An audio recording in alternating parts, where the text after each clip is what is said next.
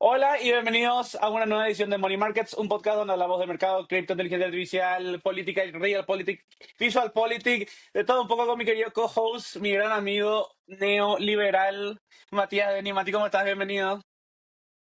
Genial, mi querido amigo comunista Joaquín, listos para este increíble episodio del día de hoy. Hoy tenemos un episodio muy especial porque le trajimos a dos titanes del mundo de Bitcoin. Bueno, Mati y yo invertimos bastante en Bitcoin. Bueno, Mati es más shitcoiner que yo era bastante shitcoiner, pero tengo 95% de todo en Bitcoin, ya vendí una cuanta mierda. Así que la idea de hoy es hablar un poco de Bitcoin, conceptos básicos, minería de Bitcoin, consejos, seguridad y también un poco de los libros que tienen estos dos gigantes que están con nosotros. Hoy nos acompaña, Bruno Bacotti de Penguin Group y nuestro querido Nelson Cardoso de la hora Cripto y también es profesor educador entre todos. Así que muy feliz de que estén acá conmigo. Bruno, Nelson, ¿cómo andan? ¿Qué tal? ¿Cómo están? Muchas gracias Joaquín, muchas gracias Mati, una alegría también estar con Nelson acá y bueno, muy listo para todo lo que necesiten y para hablar con la audiencia que siempre tiene un punto de vista súper interesante sobre el proceso de aprendizaje de Bitcoin.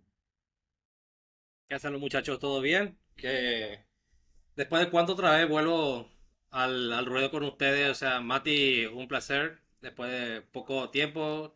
Y Joaquín siempre de la casa, así que... Y como Bruno. Ya... Es como una suerte de jerga entre amigos. Solo que un poco más a remota distancia. Sí, bueno, Bruno acaba de llegar a El Salvador, yo estoy en Los Ángeles, Mati está en Luque y Nelson está en... No sé dónde viene Nelson, antes era de Ñemby, bueno, creo que ya te mudaste también vos, Nelson. En Sí, Liberland. pasa que Engenbu quiere independizarse. Entonces como que tuve que tomar precauciones nada más. Bueno, y arrancamos con la primera pregunta que es Nelson y Bruno. No sé quién quiere contestar primero, si Bruno o Nelson, vamos a hacer un poco así la dinámica. Yo voy a hacer una pregunta, contestan los dos, después Mati antes de otra y así la idea es jugar un ping pong entre todos, no está muy estructurado la idea. La verdad es que sea una conversación entre amigos. Y la primera pregunta va para Bruno, que tiene el background más interesante, creo, porque, bueno, Bruno trabajó en muchísimas ONGs antes de entrar al 100% al mundo Bitcoin. Contanos un poco tu proceso, Bruno, viniendo desde ONG hacia el mundo de Bitcoin. ¿Cómo empezaste en Bitcoin? ¿Hace cuánto empezaste? Y un poco tu historia. Bueno, así como decía Joaquín, sí tengo una historia de prácticamente toda la vida vinculada a ONGs. Sigo vinculado a varias de ellas, sigo siendo bombero voluntario, por ejemplo, que como ustedes saben, aquí en Paraguay uno no percibe salario por ser bombero, así que es una organización voluntaria, una de las más lindas donde he estado y sigo estando. Y el camino ha sido, yo creo que a Bitcoin llega uno cuando la realidad se vuelve evidente, ¿verdad? O sea, sí, yo trabajé durante muchos años en programas de educación financiera no vinculados a Bitcoin, ¿verdad? De educación financiera convencional para personas de escasos recursos. Y cuando conozco Bitcoin allá por 2017, como que ni siquiera para mí mismo lo fui visibilizando como lo veo hoy, ¿verdad? O sea, yo mismo tardé, al no ser tan inteligente, tardé un poco en darme cuenta de lo que era Bitcoin, ¿verdad? Así que yo seguía impartiendo estos programas de educación financiera sin tener Bitcoin de por medio. Después cuando voy descubriendo y cuando voy cayendo, digamos, en lo que le llaman la madriguera, ahí trato de meter Bitcoin en estos programas convencionales de educación financiera que daba y creo que fue mi primer spiel fracasado, no lo logré tanto, incluso con mi equipo de trabajo en ese momento hicimos una apuesta, yo le decía que si empezaban DCA, o sea, pequeños ahorros en Bitcoin durante 2 años, yo le iba a pagar todo lo que recaudaron más un bono si me mostraban que todos los meses ponían 100.000 guaraníes en DCA, de 9 personas que eran en ese momento en mi equipo, ninguna hizo el DCA, por suerte, porque hubiera perdido mucha plata, pero bueno, fue uno de los casos de no éxito que tuve. Y sí, ya cuando aparece en esta ecuación Penguin Academy como también una organización que busca transformar energía en potencial humano, cayó de maduro que el proceso que vamos a hacer juntos iba a llevar a donde estamos hoy, ¿verdad? De tener el primer centro de datos de 100 megas paraguayo, la empresa privada más grande de centro de datos, ¿verdad? Las otras que están con una potencia similar o mayor son empresas ya públicas, ¿verdad? Como el caso de Hype, por ejemplo. Y bueno, todo este recorrido durante ya 6 años más o menos, donde hemos formado más de 3.000 jóvenes y como hoy estamos mostrando también poco a poco, empezando con el gobierno también a mostrar cuál es el camino. Grande, Bruno. Nelson, creo que sos el veterano más activo hasta ahora en el mundo Bitcoin, al menos en los grupos, pero empezaste hace muchos años. De hecho, impartiste clases en la UNA o escribiste un artículo para la UNA en el 2013 o 2014 cuando Bitcoin no era lo que era hoy. Contanos un poco tu experiencia en el mundo Bitcoin. Fue un accidente, yo siempre le digo a la gente, fue un accidente porque lo que querían hacer, digámosle, la idea era explicarle a una profesora, Antonella, saludo para Antonio si está escuchando, la idea era poner así los principios básicos de Bitcoin, empezar a solamente relatar para, digámosle, para unos cuantos que dentro del mismo grupo. Y fue también la explicación, digamos, fue también la clase que, dicho sea de paso, para aquel entonces, 2014, la principal pregunta era qué iba a hacer el Banco Central, porque Bitcoin no iba a hacer lo que iba a hacer, según la Facultad de Economía, porque el Banco Central iba a regular Bitcoin. Ese era el mito en ese entonces. Entonces, para combatir esto, digámosle de alguna manera, me dice, ¿por qué no escribí un artículo? Y le digo, bien, escribí el artículo. Se publica el artículo. Dentro de la Facultad de Economía también estaba uno de los editores de ABC Economía, que me dicen, eso puedo poner esto en la tapa en Economía. Yo pensé que iba a ser así un cuadrito pequeño para los nuevos que están en esta generación, que te pongan en tapa principal de ABC Economía 2014. Es el equivalente a que te hagan un trending topic por casi una semana. O sea, es una cosa gigante para entonces. Lo único que me recuerda es que mi papá me despierta y me dice, mira un poco acá la tapa, me dice, ¿y este es tu artículo? Sí. Y era no solamente la tapa principal, sino 2 páginas enteras dedicadas a Bitcoin. Que en ese entonces lo puse como una cuestión de remesa. Mi idea principal siempre era como había muchos estudiantes creo que era de Caraguatá, dan esta idea de usar Bitcoin como una suerte de puente de remesa, ya que bien sabemos que las empresas que hacen o que se dedican a las remesas son bastante, eh, voy a decir porque estamos en podcast, estamos entre amigos, abusivas en cuestión de comisiones, pero no quiero decir ninguna mala palabra. Una cosa lleva a la otra. Después de eso, otra persona de otro artículo, digamos, de otro medio también lo lee, me hace otra entrevista y esta entrevista lo lee otra persona y así sucesivamente. Antes que termine el 2016 ya estaba en televisión, antes de 2018 ya había pasado por casi todos los medios. Eso fue una etapa muy divertida porque literalmente éramos unos cuantos, y en eso aparece también Joaquín allá por 2019, su pequeña bolsita de Dash, yo recuerdo muy bien. Y digámosle, la posición que yo tomo también para escribir libros, no sé, el caso de Bruno, cómo llega al libro, para mí era una suerte de cansancio. Repetir siempre lo mismo, repetir siempre lo mismo, repetir siempre lo mismo. Entonces le digo a mi amigo, esperen, voy a hacer un libro y les respondo todas sus preguntas. Lo cual es un caso error, porque al haber sacado el primer libro ya tenían otra batería de preguntas. Y cuando termino la segunda batería de preguntas, la tercera y así parece. Es un círculo sin fin porque Bitcoin siempre te enseña muchas cosas. Y en resumen, ese es el camino que vamos hasta el día de hoy. El cuarto libro fue lanzado hace menos de un mes también en la compañía de Bruno, que pues, fue bastante divertido la charla que tuvimos. Y los conceptos que por lo menos seguimos explorando, que yo decía que ya estaba todo escrito, error caso de mi parte, decir que ya escribí todo lo que tenía que escribir, no escribí ni el 10% de lo que necesito, digámosle, relatar y mostrar a la gente acerca de qué podemos hacer con Bitcoin, especialmente con Bitcoin. Otras criptomonedas no sé, pero con Bitcoin sí podemos hacer muchas cosas. Genial. Y tengo una pregunta para ambos, cosa que hasta ahora pasa, al menos en la Facultad de Economía hay algunos profesores que siguen siendo haters de Bitcoin en sí. Hasta me sorprende a mí que economistas, magísteres en economía, sigan siendo absolutamente haters en Bitcoin.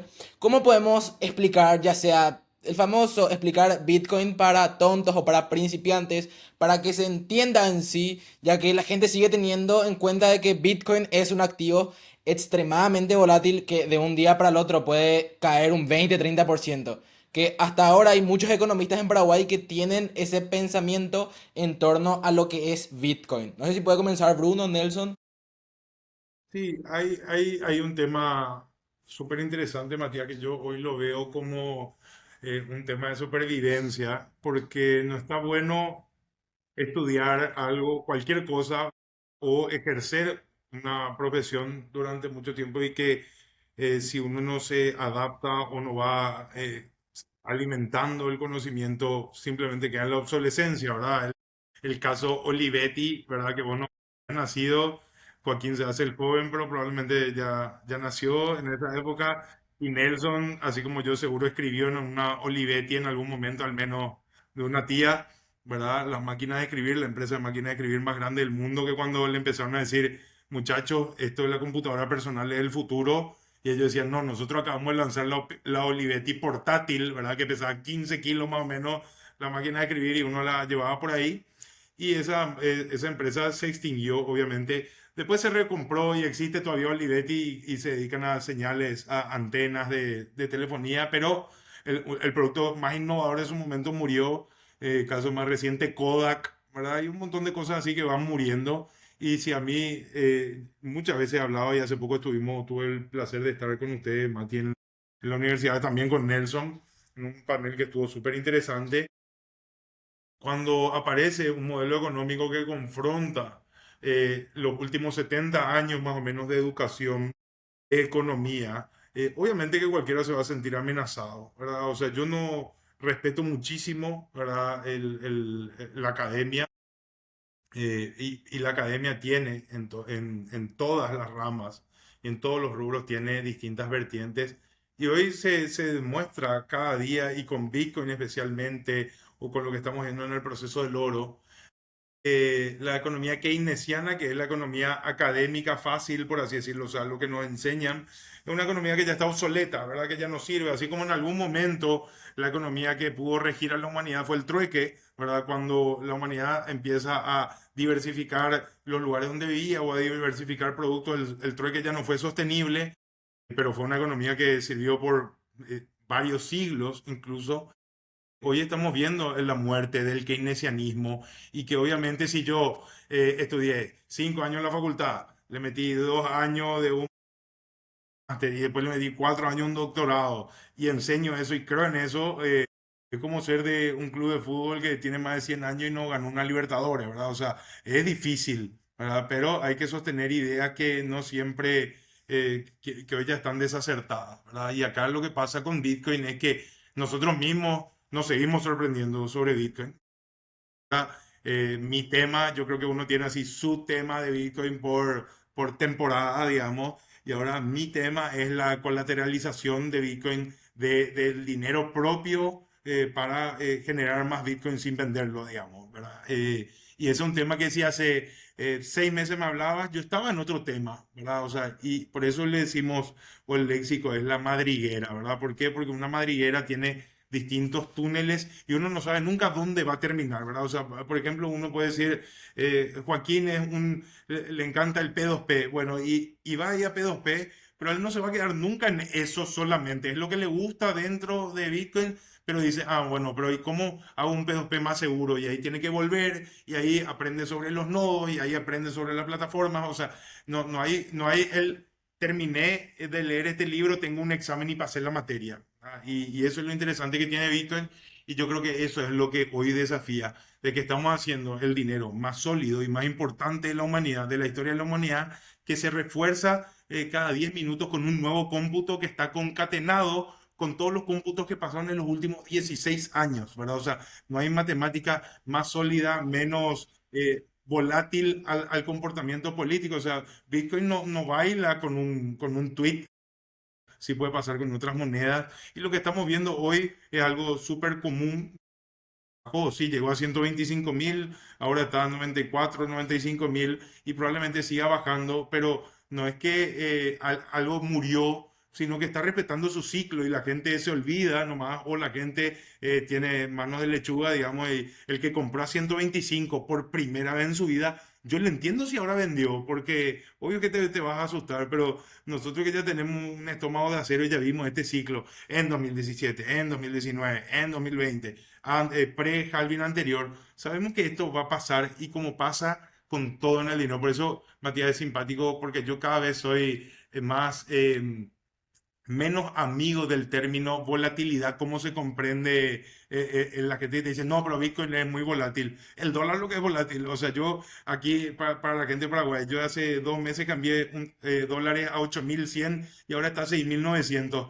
Esa volatilidad es lo que a mí me asusta, no la de Bitcoin, ¿verdad? ¿Por qué? Porque si vos entraste antes, vos si entendés el ciclo del dinero, como dice Berlín, el de la casa del papel, un ladrón nunca puede lamentar perder algo suyo, ¿verdad? O sea, si yo compré Bitcoin a 10.000, por ejemplo, y ahora está a 100.000, cayó 5.000, 6.000, lo que sea, ¿por qué estoy llorando? ¿Verdad? Y además, mucho mejor y más profundo si yo comprendo el ciclo del dinero sabiendo de que ahora va a caer, pero que otra vez la volatilidad siempre es ascendente. Y la volatilidad también en este sentido es el precio de la libertad. Para seguir esa misma idea eh, y respondiendo, o sea, porque la idea de docentes, vamos a decirle haters de una manera, yo ya lo viví allá por 2014 cuando me fui por primera vez con mi Sony Vaio de 2 GB de RAM a presentarle y decirle, miren, Bitcoin es una moneda que puede zanjar las diferencias en cuanto a remesa. En otras cosas, en ese entonces me decía, no, pero tarda 10 minutos y no puedo comprar un café y esperar 10 minutos. Para entonces no tenía una respuesta. Entonces le decía, es una tecnología que avanza y para entonces, cuando ya vino la tecnología como Lightning Network y ya se puede pagar un cafecito con Lightning Network, para aquel que no sabe, Lightning Network es una suerte de capa 2 de Bitcoin que permite hacer transacciones, hasta 40.000 transacciones por segundo. Es, no miento, no, es más de 40.000 transacciones por segundo, no viene al caso. Lo que quiero llegar es que se puede hacer. Ahora la siguiente, no, pero ahora Bitcoin no está respaldado por nada. Y después cuando le responde que no hace falta el respaldo porque tu propio dinero que tenés en tu bolsillo no está respaldado por nada, te viene, no, pero Bitcoin contamina. Y después, si vamos a buscar siempre la rueda al palo, mira, yo tengo una suerte de libro que nunca saqué, que son argumentos que siempre la gente me trae y me dice, por estas cosas Bitcoin no puede tener éxito. Ese libro yo empecé a escribir en 2016 y nunca terminé porque los argumentos en contra siempre van a haber, ¿sí? El problema, yo diría que, o sea, el problema principal acá es lo que Bruno menciona respecto a la educación. Cuando vos entras a hablar en el sistema fiduciario, lo primero que te pregunta es, bueno, ¿y dónde vos estudiaste? ¿Quién fue tu profesor? ¿Dónde está tu grado académico? Se pregunta más por eso. Cuando uno empieza a colaborar código con Bitcoin, lo primero que te pregunta, a ver tu trabajo. No te preguntamos quién sos, no te preguntamos dónde estudiaste. Nos vale, ay, pero no puedo ser grosero, nos vale madre todo lo que sea tus estudios. Lo que queremos ver es tu contribución a la comunidad. O sea, qué tanto vale tu contribución? No en términos de educación, sino en términos de lo que vos podés ofrecer. Y esa contribución tuya se tiene a la par de una suerte de con una persona como Michael Saylor, de una persona como Gloria Zhao, que es la principal core maintainer de Bitcoin Developers, de Luke Dash, que tiene opiniones controversiales sobre Bitcoin, y tu opinión. Tienen todos el mismo valor. Y ahí es donde nuestra, digamos, educación no logra comprender el grado en el cual está Bitcoin, porque nosotros no hablamos de volatilidad. Bitcoin no habla de volatilidad en ningún momento, habla de descubrimiento de precio. Y te voy a poner un ejemplo súper sencillo que alguna vez con Joaquín lo hablamos. Si el día de mañana el dólar sigue bajando de precio, así como Bruno viene diciendo, entonces el BCP que hace inyecta para arriba o para abajo dependiendo de la política monetaria. ¿Sí? En Bitcoin no hay eso. Porque el Banco Central no te deja descubrir ningún tipo de precio, no te deja haber volatilidad, porque en esta economía no hay volatilidad. Acuérdense ustedes siempre que el reporte del BCP interanual o intermensual casi te dice que no hay inflación. Y nos cuadra con la realidad a largo plazo. Entonces nosotros hablamos de descubrimiento de precio, ya no hablamos de volatilidad, porque nosotros descubrimos el valor de Bitcoin todos los días. Nosotros pensábamos, la narrativa de antes era, no, los blockchain era lo importante y ahora vamos a hacer cosas en la blockchain. Falló esa. Después intentaron democratizar las finanzas. La democracia en las finanzas resultó ser también un juego de suma cero, porque la democracia o ganas o perdés. Entonces por eso se habla siempre de consenso en Bitcoin. Si no te gusta el consenso, crea tu moneda y hace tu propio mercado. O sea, acá nadie te va a restringir. Y por último y no menos importante, otra vez, y esto va para un clic a propósito de lo que estoy diciendo. La gente siempre te dice que la volatilidad de Bitcoin es el peor enemigo. Entonces vamos a hacer el mismo experimento. Usemos, y acá hay un gráfico de Bitcoin con su respectiva volatilidad en los últimos 6 meses. O en los últimos 10 años, no hay ningún problema, es una curva ascendente. Ahora vamos a hacer el ejercicio a la inversa. Busquen ahora mismo BTC USD y ahora hagan a la inversa, USD BTC. Y vean el 99% del valor del dólar se fue, el 99,9% se fue para abajo. O sea, ¿de qué hablamos? Hablamos de que tu cartón de PhD de una universidad prestigiosa te está haciendo defender un sistema que no está siendo sincero al 100% contigo. Los haters, y para definir esta última idea, los haters en realidad no es que odien a Bitcoin, odia que no pueden comprender o porque nosotros no estamos atacando a su educación, estamos atacando a su valor principal, a su educación que durante 30 años le dijeron que así debían hacerse las cosas y de repente viene una moneda que dice, che, cualquiera puede contribuir, cualquier persona, el CryptoBoy puede contribuir a esta economía y puede sentarse en el consejo directivo de Bitcoin Core Developer el día de mañana si es que quiere. Esa es la libertad de la cual nosotros hablamos. Y esa es la libertad voluntaria que los haters no van a entender. Y dejo esto en cuarto intermedio porque si vamos a hablar de haters, creo que entre los cuatro podemos hacer un libro de cuántos argumentos ya escuchamos de por qué no hay que usar Bitcoin y no viene al caso el día de hoy. Yo creo que ambos son dos puntos muy importantes. Yo entré a Bitcoin porque cuando tenía 15 años no podía abrirme una cuenta bancaria en el sistema tradicional, era un paria. Entonces estaba buscando la forma de cagarle al sistema y gracias a un correo electrónico de uno de mis tíos que vive en Canadá descubrí Bitcoin y leí el white paper allá por el 2017. Y mi idea en ese entonces era, bueno, esto es el futuro, vamos a Bitcoin, hiper Bitcoinizar los bancos centrales, vamos a derrocar el dinero fiat con Bitcoin. Mi visión cambió mucho. Pero lo que interesante que dicen Bruno y Nelson es cierto. O sea, Bitcoin es una disrupción económica nunca antes vista. Empezó como un experimento monetario sumamente interesante. Sigue siendo un experimento que evoluciona todos los días, todos los meses, todos los años. Pero para mí Bitcoin es el activo más interesante del mundo porque es el único activo que se puede comprar y vender 24 horas al día, los 365 días del año, las 24 horas del día, los 7 días de la semana y tiene liquidez instantánea. Yo lo puedo vender a un Bitcoin a alguien que está en Japón, a alguien que está en Chipre, a alguien que está en Cuba. Y lo lindo del Bitcoin es la libertad de poder descubrir el precio sin que un ente centralizado entre a manipular, que es lo que pasa con los bancos centrales y el problema que tiene la moneda fiat. Tienen dos problemas fundamentales para mí. El primero es que un banco central puede evaluar o devaluar una moneda según le convenga, porque manipulan las tasas de interés, inyectan o sacan liquidez del mercado para que algo valga más o menos.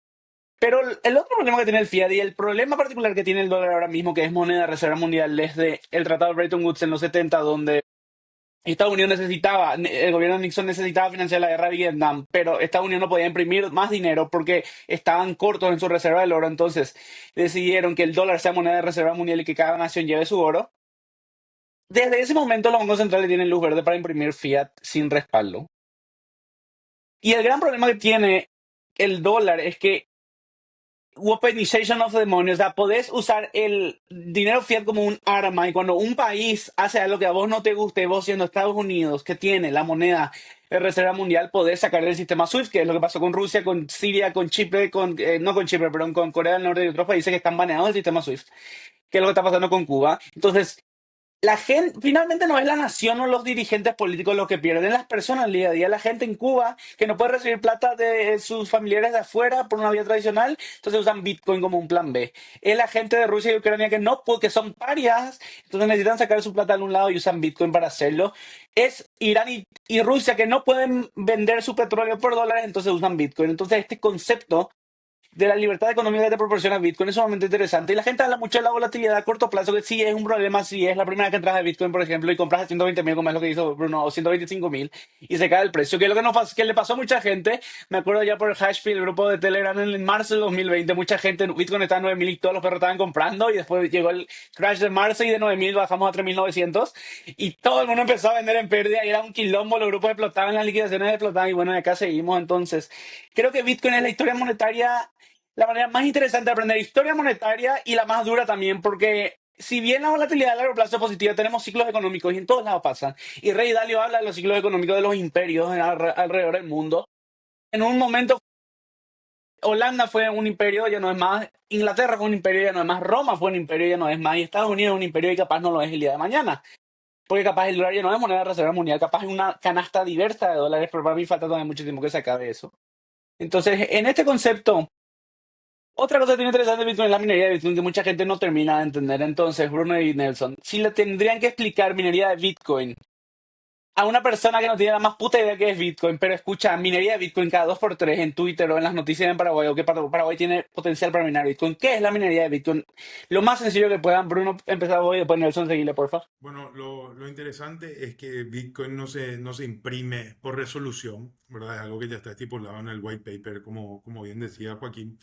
Y finalmente lo que hace la minería es buscar resolver problemas matemáticos que en verdad no son problemas matemáticos, sino descifrar códigos que nosotros se les llama hashes y que durante estos 10 minutos que ya hablaban hace rato Nelson y vos, hay un montón de transacciones que están pasando, ¿verdad? O sea, Nelson le vendió a Mati, Mati le vendió a Joaquín y esas transacciones se validan on-chain en la cadena de Bitcoin cada 10 minutos, ¿verdad? Y lo que hacen, esto es una cajita donde se meten todos esos sobres de las transacciones y finalmente le toca a uno de los mineros encontrar la contraseña que abre o que termina de validar todas esas transacciones, ¿verdad? Básicamente es un proceso de ir no quiero usar la palabra adivinando, ¿verdad? Pero sí descubriendo cuál es el código o el hash que desbloquea esta caja, ¿verdad? Y esto está pasando, estamos hablando, decía hace rato Nelson, la Red Lightning, que es una capa 2 que podemos hablar en unos minutos más adelante, ¿verdad? Pero esto está pasando todo el tiempo, 24 horas, como bien decía vos, Joaquín, y lo único que hacen estas 80 millones de máquinas mineras en todo el mundo, de máquinas mineras industriales, digo bien, porque hay también solo mining, que mañana tenemos un taller sobre eso acá en Asunción. Esas 80 máquinas, solamente una a nivel global cada 10 minutos saca este código que abre esa caja que valida las transacciones, ¿verdad? Estamos hablando de que de 80 millones de máquinas solamente por día, 144, vamos a decirle, son útiles a la red porque son esas 144 que desbloquean los bloques diarios de Bitcoin, que son hoy 450 Bitcoin por día. ¿Y cuál es el premio de eso, Joaquín? ¿Cuál es el premio de eso? Que estos bloques de Bitcoin, al que encuentra ese código, se le paga al minero la recompensa que hoy son 3,125 Bitcoin y ese es el Bitcoin que entra a circulación porque finalmente pueden haber compañías mineras que se queden ese Bitcoin como tesoro y hay compañías mineras que ponen ese Bitcoin a que sea arbitrado en el mercado, ¿verdad? Que se venda. Este año solamente una empresa de fondos cotizados en bolsa, una empresa americana, compró más Bitcoin minado de lo que se minó en los últimos 8 años, ¿verdad? Para que veamos también lo que es la escasez, que creo que es el punto central de que cuando alguien comprende la escasez, ¿verdad? Que lo decíamos el otro día en la Universidad de Economía, cuando estábamos con Matías y Nelson hablando en un debate, que Adam Smith, padre de la economía, decía que la economía es la ciencia de administrar escasez. ¿Y qué pasa cuando algo deja de ser escaso? Como el dólar. El dólar no es escaso. Ahora, creo que de ahora al 31 de diciembre se van a imprimir, no sé si eran 2 trillones o 3 trillones más de dólares. O sea, ya no podemos hablar de una escasez de dólares. ¿Por qué? Porque se imprime, este año por decreto se imprimieron 4 o 5 veces.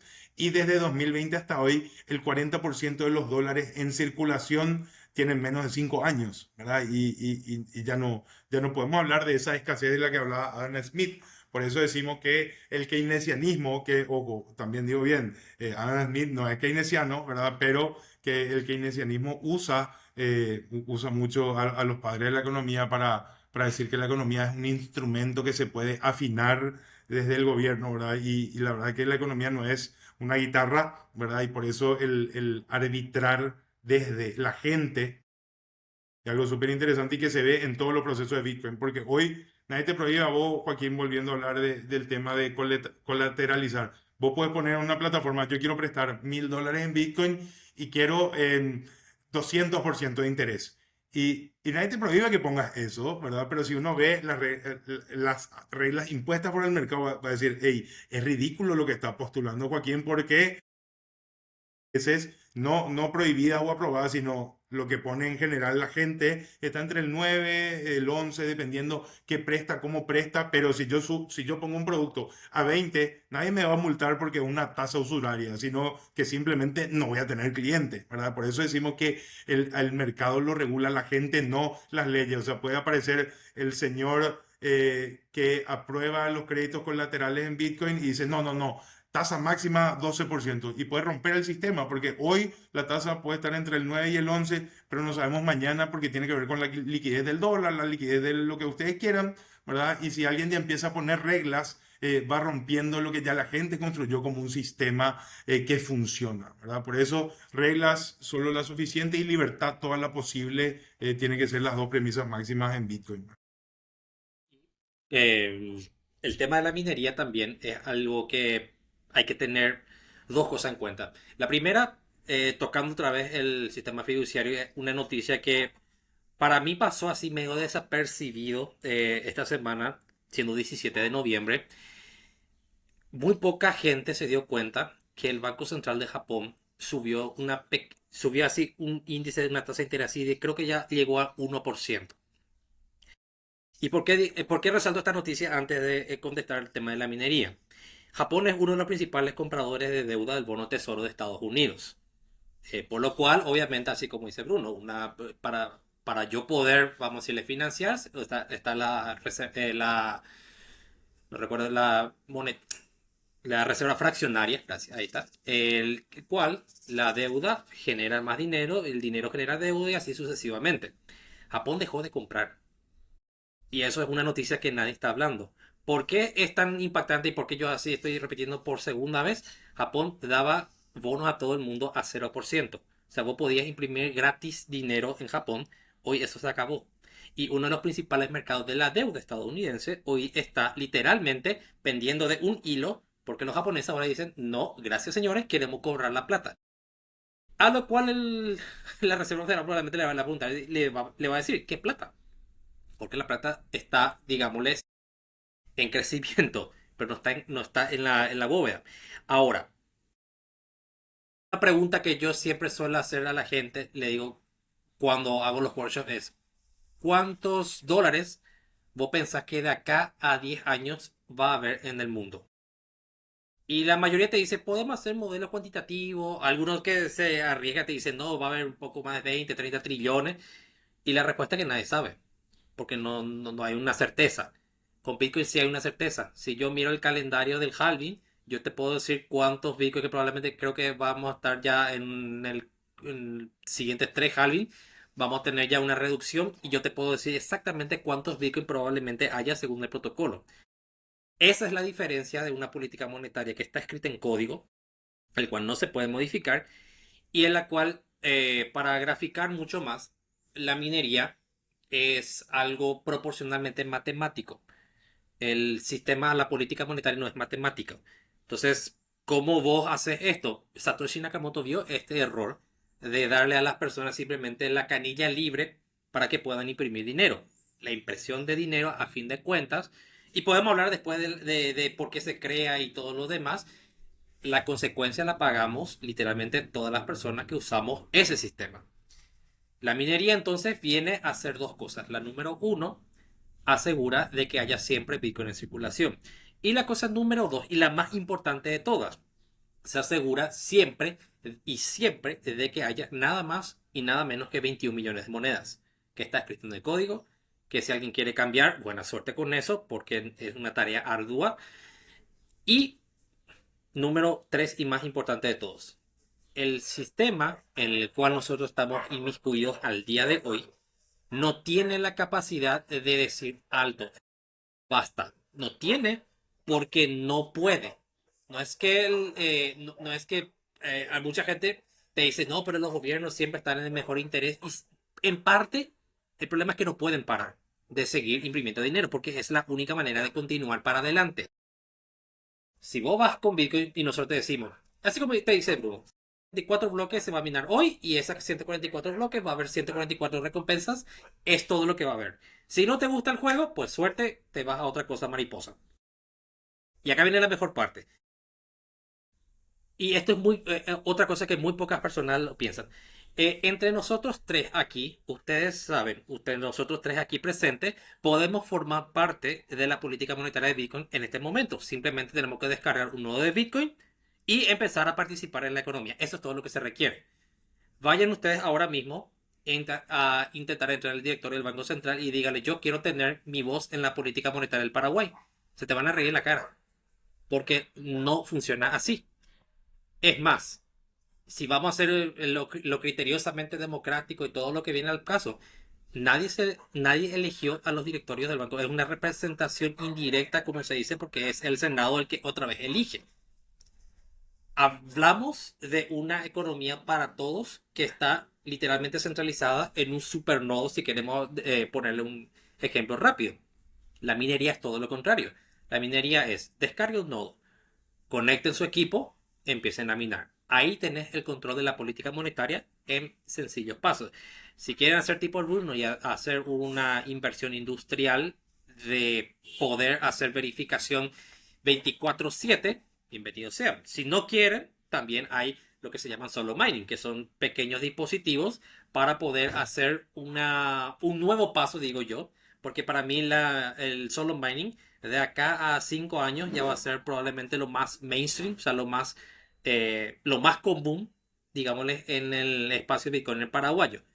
No estoy hablando de por hablar nomás, es porque a esta tasa como continuamos, el solo mining tiene muchas más posibilidades de tener éxito que incluso los, digámosle, los, las inversiones industriales que se hacen en minería. No van a dejar de lado, dicho sea de paso, pero sí van a empezar a ver una alternativa interesante. Minería es eso, básicamente, muchachos. Y ahora que vamos a entrar en el tema de la energía eléctrica en Paraguay, el potencial que tiene, la gente en Paraguay sigue sin entender de que la minería está pagando en dólares, está pagando un costo mucho más alto de lo que se le cobra a ya sea Argentina o Brasil o lo mismo que nosotros pagamos. A mí me sorprende todavía el desconocimiento que se tiene acerca de la minería, del potencial energético que tenemos, porque si no me equivoco, de acá a 2030 creo que la ANDE ya no va a poder retirar, sino aumenta su inversión en la energía eléctrica que está produciendo Itaipú. Así que para explicarle más o menos a la gente, porque la idea es hacerle llegar a todo el mundo, al menos en Paraguay, de qué es el potencial energético que tiene Paraguay, de cuáles son las tarifas más o menos que pagan los mineros en Paraguay y la oportunidad que se tiene en el caso de que siempre jodemos con esto con Joaquín, de que decimos, ¿por qué Paraguay tranquilamente no invierte, ya sea como lo hace China en empresas privadas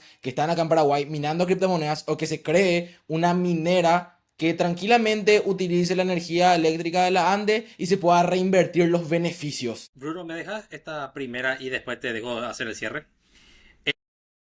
Este año me fui creo que fue marzo o abril, me fui en un programa de televisión Canal 9. La pregunta ya te como era el tópico del programa, ¿es la minería de Bitcoin ilegal? Llegamos a ese punto, entonces yo me siento y empezamos, que era con Diego Marini, y empezamos la conversación así off y la cosa era, che, pero esto pues, es legal lo que están haciendo ustedes. A mí me sorprendió, esto cuento así como anécdota para abrir, porque la gente hasta el día de hoy considera la minería de Bitcoin o está sujeta a una narrativa que fue para mí innecesariamente atacada, que fue, digámosle, en otras palabras, hecha más, le pegaron con martillo, una hazaña innecesaria. Era simplemente buscar un punto y cuando empezamos a conversar en ese programa, que son 30 minutos, la persona decía, no, pero a veces cosas de la minería, que la minería le robaba energía. Le explicamos, la minería usa un tarifario de la ANDE, está conectado a la ANDE, tiene línea alta, una inversión más. Entonces, como que iban cayendo digámosle, estos mitos de a poco. Entonces, la última pregunta que me hace Marina me dice, entonces todo esto es legal. Y yo no sé cómo, yo intento poner mi mejor cara de póker y decir, sí, es todo legal. Es más, estaba conmigo en comunicación, estaba uno de los funcionarios de la ANDE, un alto directivo, y que le tuvo también que explicar otra vez en ese entonces a la audiencia de que era todo así, era un negocio más, era una inversión más. Y el cual la ANDE, y esto Bruno, profundizalo vos, a la ANDE le encanta la minería, le gusta la minería, y es un error craso decir que la ANDE está en contra. Es, digámosle, como diría Domingo Laino, es todo lo contrario. Esa es una intervención mía por parte y la minería tiene demasiado por crecer acá en Paraguay. Y yo sé que Bruno, vos tenés más datos. Buenísimo, buenísima la explicación, Nelson, para agregar nomás ahí y para que ustedes sepan, Matías, con lo que el famoso lo que dice la gente. Acá hay una realidad. En Paraguay hay solamente una compañía que presta servicio energético, que es la ANDE, y la ANDE recauda fondos de dos maneras, solamente de dos maneras. Una, vendiéndonos energía a todas las personas, ¿verdad? A viviendas, industrias, lo que sea, el consumo eléctrico. Y el otro ingreso de la ANDE es por el presupuesto general de la nación, que es lo que Hacienda le destina para que haga inversiones. Ninguno de los dos son suficientes hoy, ni los ingresos, ¿verdad?, que tiene la ANDE, ni lo que le da Hacienda. ¿Por qué es interesante destacar esto? Porque el dinero que recibe la ANDE de parte de la energía vendida a los países vecinos, ya sea Itaipú, ya sea Etá, esa energía vendida a los países vecinos va al Ministerio de Economía y Finanzas y eso va a todo el presupuesto general de la nación en distintas medidas, ¿verdad? X% a educación, X% a lo que sea, lo que se conoce como los royalties, ¿verdad? De Itaipú, que la verdad es un término que para mí ya está medio desacertado porque Paraguay ya terminó de pagar su deuda y Paraguay hoy puede usar más energía. O sea, no son royalties, es la limosna que recibimos por seguir regalando energía a países vecinos. ¿Y qué pasa cuando una empresa, en este caso la industria de la minería, paga $48, entre 48 y 52, dependiendo si estamos, como bien decía Nelson, alta, alta, media? Dependiendo de la tensión, podemos tener un precio desde $48 hasta 52, que van, esos 52 van de ingreso a la ANDE le paga parte de eso a Itaipú o a Yacyretá, y un gran porcentaje de esa torta le queda a la ANDE para invertir en infraestructura para todos los paraguayos. Y vamos a hacer la diferencia entre venderla a 48 o 50 para redondear a una industria en Paraguay o venderle a 19 a Brasil. ¿Cuál suena más interesante para el sistema eléctrico y para los ingresos en Paraguay? Obviamente, vender más de 3,5 veces más a la industria minera. Porque finalmente los países, Brasil se ha desarrollado, podemos decir Argentina también, se ha desarrollado en los últimos 60 años con energía paraguaya. Y ya es hora de que Paraguay empiece a usar esa energía. Y si uno dice 100 megavatios son 80.000 domicilios en Paraguay. No es que cuando la ANDE cierra un contrato con una empresa minera dice, bueno, ahora todo el barrio de Matías va a tener corte de luz porque hay que venderle a esta empresa. En verdad lo que se está haciendo es recuperar energía a precio de regalo de Brasil, energía que desarrolla Paraguay, que genera empleo en Paraguay, que genera dinamización de la economía en Paraguay, que genera nuevas infraestructuras en Paraguay. La subestación Valenzuela, hoy existen al menos 5 subestaciones nuevas de más de 100 megavatios, 150 megavatios por parte de privados para que el juego del arbitraje de la energía pueda llegar a más rincones del país, y todo eso se genera gracias a que hay inversión. Y la única forma todos habrán escuchado el cuco del fantasma del gran apagón que se viene en el 2030, 2031, que no es más un cuco, lo dice la ANDE, lo dice el Ministerio de Industria y Comercio, lo decimos nosotros, o sea, hay privados, públicos y ajenos que están hablando de esto, y la única forma de al menos contrarrestar un poco este apagón que va a venir, ¿verdad? O sea, no, sin ser fatalista, hablando de los números, algo que objetivamente va a venir, la mejor manera de que sea lo menos doloroso posible es usando hoy toda la energía. O sea, parece una respuesta contradictoria, ¿verdad? Pero la mejor forma, ¿cómo va a tener la ANDE 2.500 millones de dólares más de ingresos por año vendiendo o consumiendo y vendiendo aquí en Paraguay toda la energía que tiene disponible todavía las hidroeléctricas y además otros productos que se pueden desarrollar que tienen que ver con la potencia reservada en este caso, que casi el 72-73% de la potencia reservada por parte de las hidroeléctricas, o sea que Paraguay tiene que reservar de sus hidroeléctricas, se desperdicia. Así que hay un montón de cosas que pueden hacer que Paraguay amase hoy una riqueza no acostumbrada gracias a su energía eléctrica y no lo estamos haciendo porque por esto mismo que decía Matías, de que hay una conversación no razonable y por sobre todo no técnica, y no digo por la parte de la ANDE, porque la ANDE entiende perfectamente este tema y ellos son grandes defensores de usar la energía en casa, lo dice siempre Félix Sosa, pero hay una discusión a nivel técnico-político fuera del que es el encargado de distribuir, ¿verdad? Que en este caso es la ANDE. Y ahí vuelvo a decir que la minería además ha demostrado ser el mejor amigo del sistema interconectado nacional. ¿Por qué? Porque cuando el sistema está estresado, cuando o hace calor o estamos en horas pico, la ANDE manda un mensaje de WhatsApp y dice, muchachos, en esta línea, o sea, todas las empresas mineras que están en una línea que tienen su propia infraestructura para desestresar el sistema, pero como una ayuda extra dice, hay que reducir la carga en tantos megas. Y ahí nosotros en 3 clics, en menos de 10 segundos, podemos apagar 22.000 máquinas. Y cuando se estabiliza la red, podemos prender la misma y tardar un ratito en prenderse, pero ya está. O sea, eso es lo que permite si se usa una ingeniería cruzada. ¿Qué quiere decir ingeniería cruzada? En verdad tiene que ver con inteligencia cruzada. Es decir, cuando Paraguay está usando menos, se le permite al minero usar más. Así estamos todo el tiempo en algo que se llama punta de carga, que es lo más eficiente que se puede ser en el sentido energético. ¿Por qué? Porque si uno dice, no, a mí no me interesa la energía ni la minería.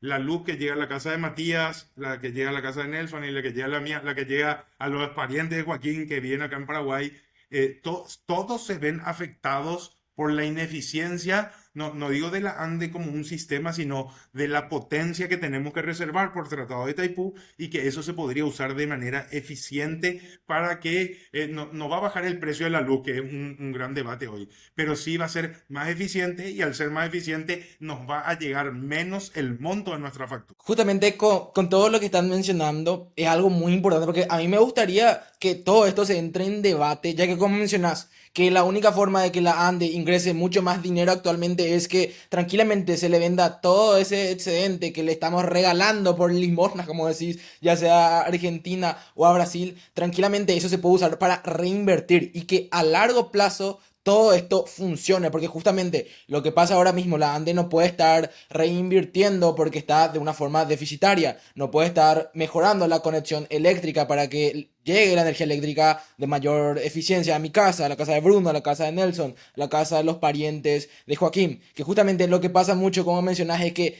todos los años, constantemente, lo que pasa cuando hace mucho calor, se comienza a hacer cortes por ciertas ciudades, por ciertos barrios, y una forma de que a corto o mediano plazo se solucione tranquilamente esto es que se entre en el debate y que la gente entienda, porque es increíble cómo la gente tiene un alto desconocimiento sobre estos temas. No justamente por el tema de la minería de criptomonedas, sino justamente por cómo está negociando actualmente Paraguay la energía eléctrica con los países vecinos y que tranquilamente eso nosotros podemos usar para crecer industrialmente. Y como mencionas, para 2030 esto ya va a ser extremadamente peligroso de que se tengan mayores problemas, ya que no se tienen soluciones reales y lo cual que justamente como Paraguay actualmente está siendo básicamente una de las capitales de minería en Latinoamérica, Bitcoin puede solucionarnos y darnos una mano y nosotros de alguna manera poder aportarle muchísima más seguridad a la red. Y es de algo que también vamos a estar hablando un poco. Una Es cosa como... importante ahí Métele en en eso. cuestión del... Ah, perdón. Una cosa rápida nomás en cuestión de soberanía energética, porque ese es un tópico que el- en la media de la conversación no se da y es algo que hay que atender muy claramente porque Paraguay tiene ese potencial que uno está hablando. Le doy un ejemplo histórico para que se entienda en lo que voy a decir a continuación. Hay un paper muy interesante, o sea, un libro, disculpen, se llama El precio del petróleo, la historia del petróleo, donde dice que Estados Unidos le declaró la guerra a Japón no el 8 de diciembre de 1941, sino en julio de 1941, cuando Estados Unidos prohíbe la importación de petróleo a Japón. 90% del petróleo antes de 1941 de Japón venía de Estados Unidos. Por cuestiones de aliados, por cuestiones de la Segunda Guerra Mundial, Estados Unidos se confraternizó, digámosle, con los países, entonces dejó de darle petróleo a Japón. Entonces Japón no es que se va a quedar en el invierno diciendo, chelo, perro, vamos a agarrar leña y vamos a solucionar nuestro sistema. Ellos necesitan petróleo. Entonces, ¿qué hace Japón? Hace lo que todo país razonable en sentido de supervivencia hace. Se va hacia abajo, se va hacia el sur a buscar los campos petrolíferos. Todo esto para decirte lo siguiente. Paraguay hoy tiene una oportunidad de usar su propia energía. Por el otro lado tenemos un vecino que también tiene un interés muy grande, pero muy grande, de dejar las cosas así como están. Entonces, la negociación acá es simple. Paraguay tiene que, digámosle, remangarse, no solamente en un nivel técnico, porque en el nivel técnico el debate para mí está súper cerrado. O sea, la minería tiene un alma que puede ofrecer mejores condiciones a Paraguay. Gracias a la minería, la ANDE está aprendiendo muchas cosas en cuestiones ya sea desde el pequeño corte de luz que había antes, que era la constante, al día de hoy, la evolución que venimos de la ANDE. La ANDE hoy es amiga de la minería. No así hace 5 o 6 años cuando ellos mismos se oponían y decían, no, por la culpa de los mineros se está habiendo apagones. Y a un año o 2 años atrás, el problema era de los aire acondicionados. Eso salió así el presidente de la ANDE salió a decir eso también, el expresidente de la ANDE. La cosa es que seguimos evolucionando. La cosa acá es la siguiente. ¿Qué tipo de soberanía energética Paraguay busca? ¿Podemos usar nuestra propia energía para nuestro propio crecimiento y desarrollo? ¿O seguir la política, yo le digo la política de las migajas? Cambiamos dólares por peniques, que dicho sea de paso también están a punto de desaparecer. Hace años no escuchaba la palabra peniques. Muy buena por los penis, ya no se van a dejar de hacer.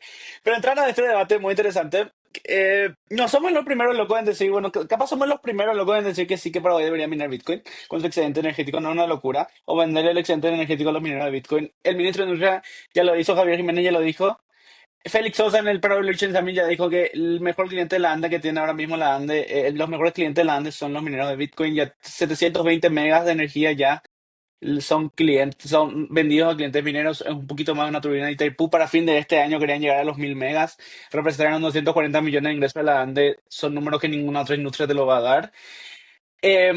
Dos cosas que siempre la gente dice sobre la minería de Bitcoin. Uno, no genera mucha fuente de trabajo, pero yo digo que la mano de obra especializada que genera la minería de Bitcoin mejora la calidad de vida y es escalable a largo plazo. En el sentido que, ok, viene una fábrica que te da 8000 puestos de trabajo, capaz no consumen lo mismo que una minera de Bitcoin, pero te da 8000 puestos de trabajo, que al final son 8000 puestos de trabajo, ok, pero muchas veces ganan sueldo mínimo menos, no tienen ni PS y no es escalable a largo plazo porque solamente trabajan en una fábrica y ya.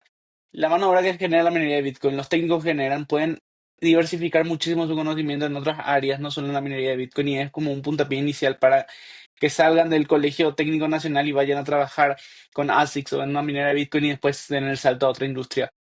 Es una muy buena escuela. Y otra cosa, Bután es una micronación mucho más chica que Paraguay en Asia y ellos minan Bitcoin callados de 2020. La minería de Bitcoin estatal en Bután representa el 30% de su Producto Interno Bruto, que es brutal. Pero además de eso, Bután está empezando a vender su Bitcoin para invertir en infraestructura en el país. Entonces, ¿por qué no la Ande? Copaco, o cualquiera de estas, o Cañas Paraguayas, Ferrocarril de Paraguay, todas estas empresas de Inacopa, todas estas empresas estatales que son una mierda, que no producen un carajo, hasta Petróleo del Paraguay, Petropar pierde plata todos los meses y todos los años. ¿Por qué no se ponen a minar Bitcoin? Y con ese Bitcoin minado empiezan a pagar parte de su deuda y otro porcentaje guarda el Banco Central como moneda de reserva. No es muy loco y es lo que se viene. Mati, sigamos por favor con esta conversación. Eso es muy cierto. Actualmente Paraguay está, creo que estamos ya en torno al 40% de nuestro Producto Interno Bruto, que estaría rondando, si no me equivoco, 45, 9, 18, casi 20 mil millones de dólares ya en deuda. ¿Por qué tranquilamente no hacemos eso? Y como mencionas, tranquilamente los beneficios que obtenemos a corto, mediano plazo se pueden comenzar a reinvertir en educación para que se tenga una mayor calidad de mano de obra. De igual forma, también las granjas de minería que tranquilamente pueden venir a invertir en Paraguay podrían también estar mejorando el traslado de energía eléctrica, lo que tranquilamente haría que muchas industrias se puedan tranquilamente posicionar en ciertas ciudades o en ciertas zonas en la cual con la inversión actual que se tiene por parte de la ANDE no se puede hacer llegar la energía eléctrica. Es sorprendente como literalmente la solución está enfrente de ellos y no quieren solucionar. No, y ahí algo súper interesante es, como bien decían los dos, al empezar a minar Bitcoin y el tema electrointensivo de trabajo, eh, es también otra falacia, ¿verdad? Porque siempre le pregunto cuando estoy en algún debate, en alguna llamada o algo, a alguien del gobierno, le digo, ¿cuántas solicitudes de industrias convencionales, grandes generadoras de empleo hay en la mesa de entrada de la ANDE? La ANDE no le debe entrada o no le debe energía a ninguna empresa que quiere llegar a Paraguay. Y ahí la pregunta tiene que ser otra. ¿Por qué hay casi un giga, como bien dijiste, Joaquín? Hay casi un giga en contratos de la ANDE con empresas mineras, no todos en ejecución, todavía un poco más de 700 en ejecución, pero hay como solicitudes como por un giga más.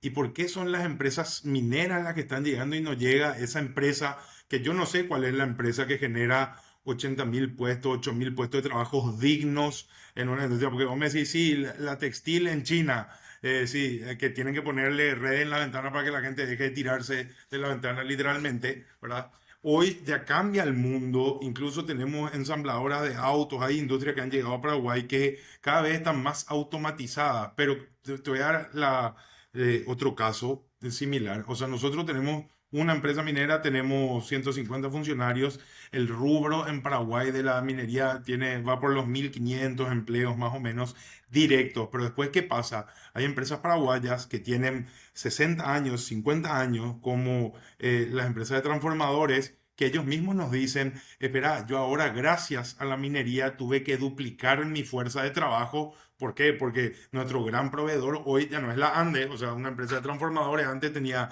el 90% de lo que vendía era a la ANDE, y hoy tienen su mayor cliente son las empresas mineras también.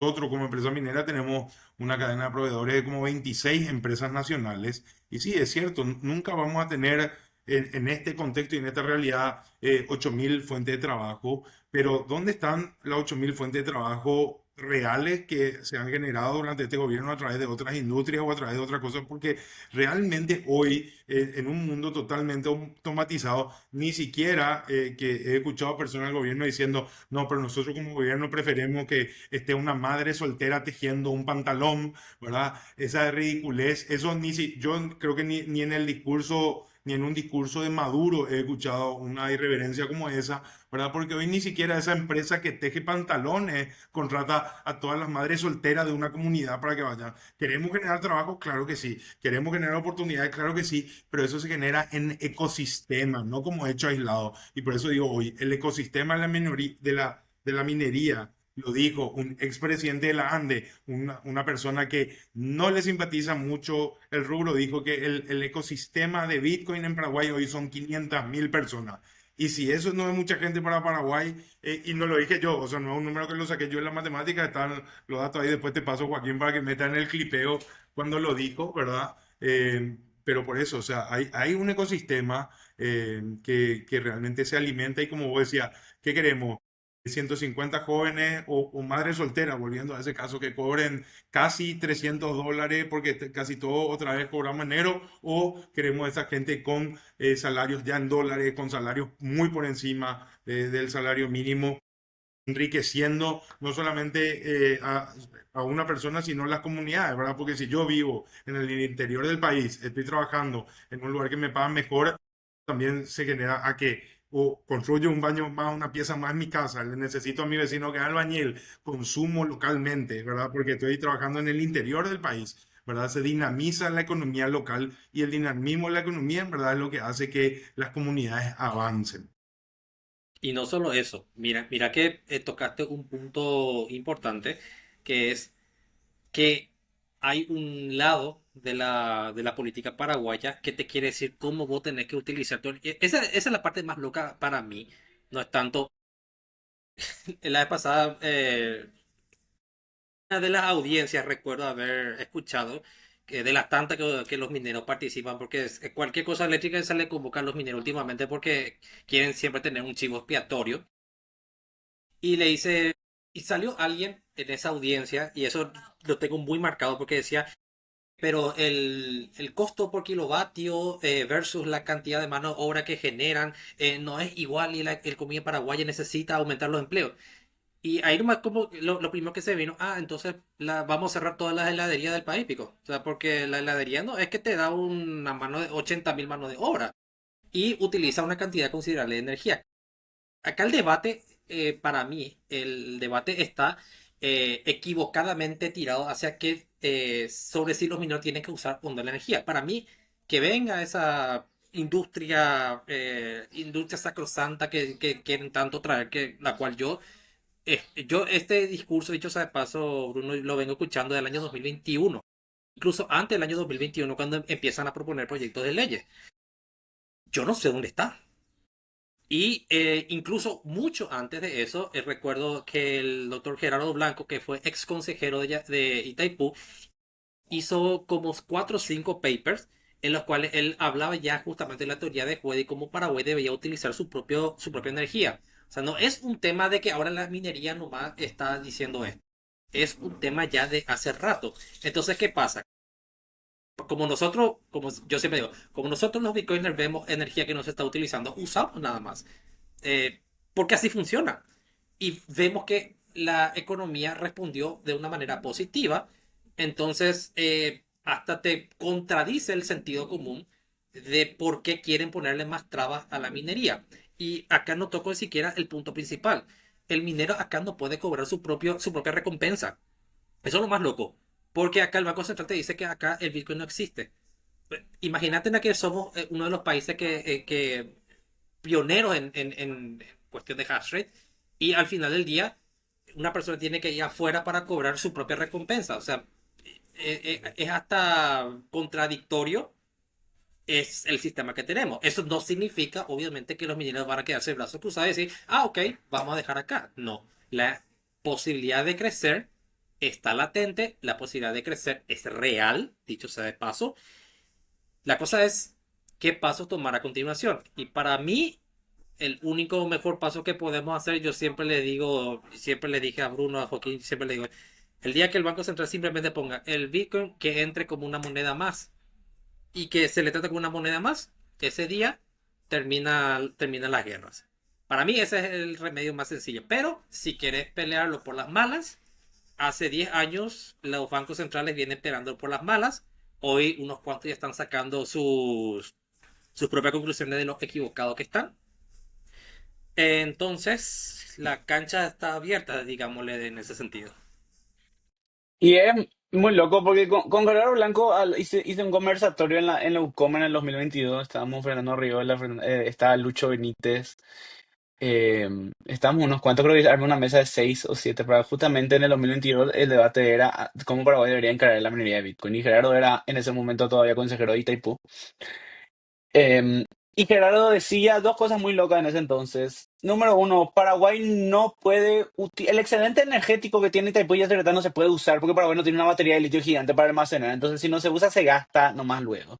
O sea, desperdiciamos al pedo. Y otra cosa que hablaba también es ¿hasta cuándo Paraguay va a depender solamente de Itaipu y Yacyretá para generar fuentes de energía? Porque va a llegar el 2030 y no, a falta de inversión, porque la ANDE no le dan mucho presupuesto en el presupuesto nacional de la nación y después no tiene mucha plata luego porque la tarifa social que usan todos menos los mineros de Bitcoin le mata a la ANDE porque pierde plata. En ese momento Gerardo ya hablaba de que Itaipú iba a desplegar. Se habían ido justamente ese año a Tesla, algunos consejeros de Itaipú creo que se fueron 3 o 4 para ver qué podían hacer con este tema.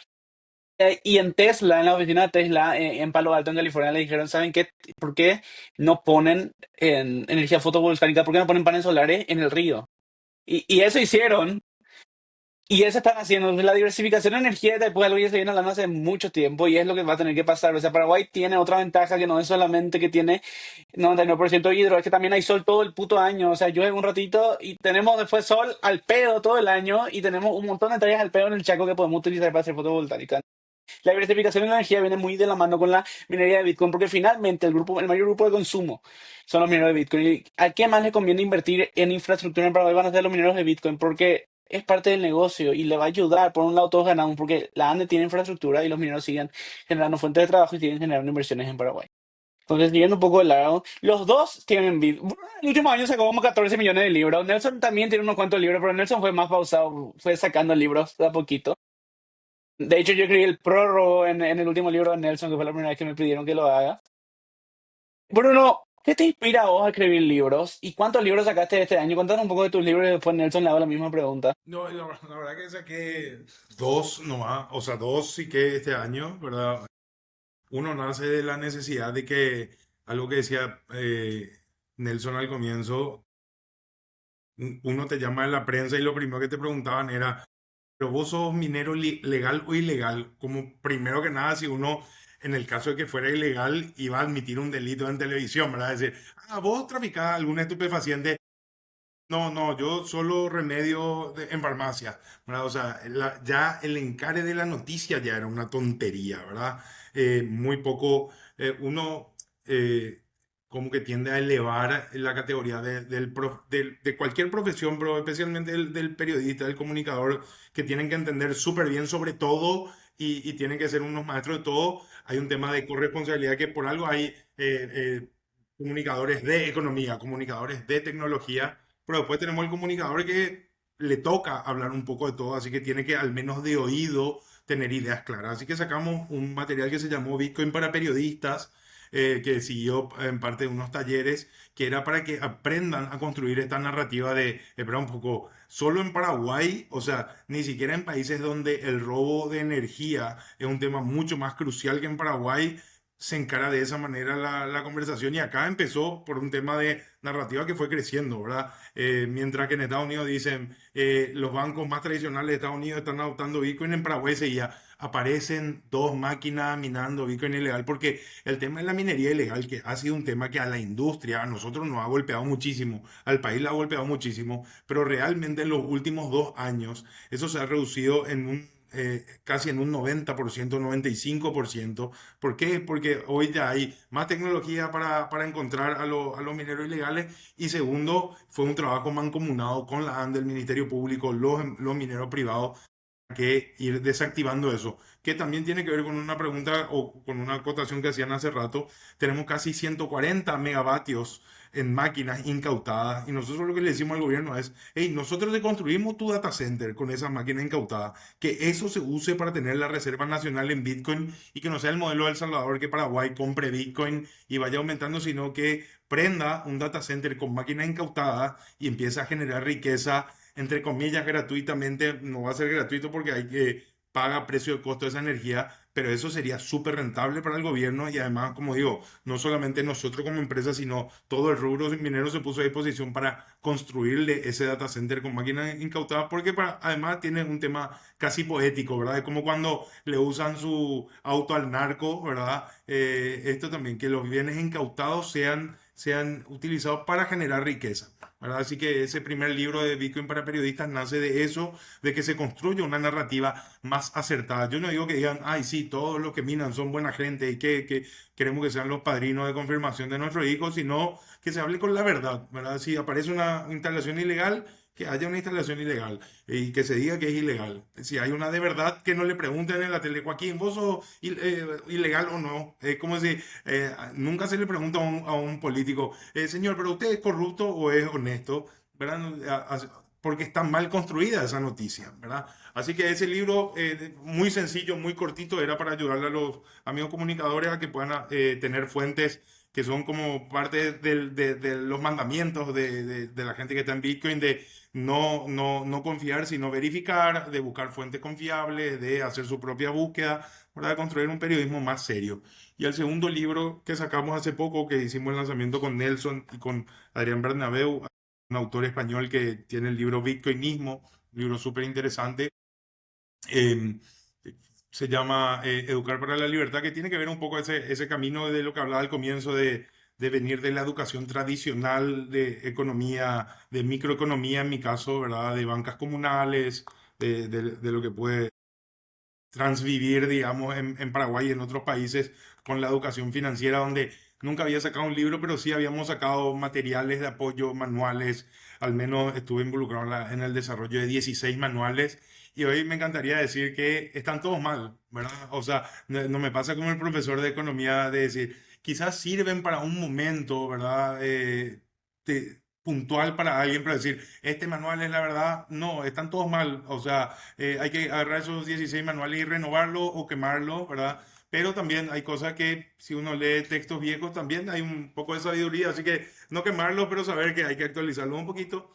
Y en ese libro, en este último libro, hablo un poco más de eso, de la tecnología a través de Bitcoin como una emancipación, ¿verdad? Porque finalmente Bitcoin lo que hace es liberarte de un montón de cosas, de enseñanzas obsoletas, de sistemas que ya son obsoletos, de pensamientos que uno pudo haber tenido toda su vida y que ya son obsoletos, y que si uno lo toma en serio es una construcción, un camino como muy autopersonal de soberanía, ¿verdad? O sea, es imposible creer en Bitcoin y no estar cada mes o cada año un poco más loco, ¿verdad? Porque uno empieza con decir, ah, sí, está súper bueno esto, mira, yo compro en este exchange porque me gusta, y si tu argumento, o sea, y si tu narrativa al año siguiente sigue siendo esa, es que no aprendiste nada, ¿verdad? Y si cada año no sonás casi más conspiranoico sobre el tema, es porque simplemente no le estás dando el interés que se merece, porque hay un sistema que está roto, hay un montón de cosas que están pasando,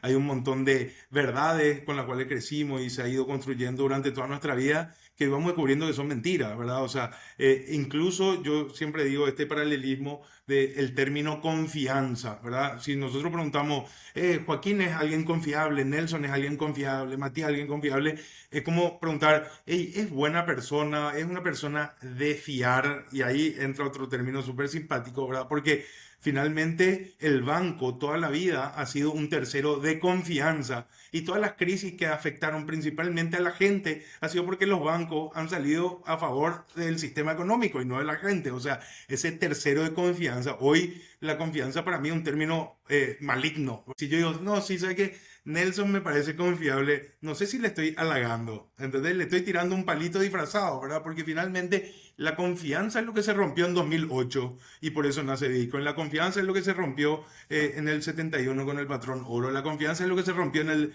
la década del 30 con Bretton Woods, como decía Joaquín. Y así, o sea, finalmente ese tercero de confianza siempre ha salido a favor de, no hay crisis de la Gran Depresión del 29, no hay crisis económica donde los bancos hayan dicho, no, ¿sabes qué?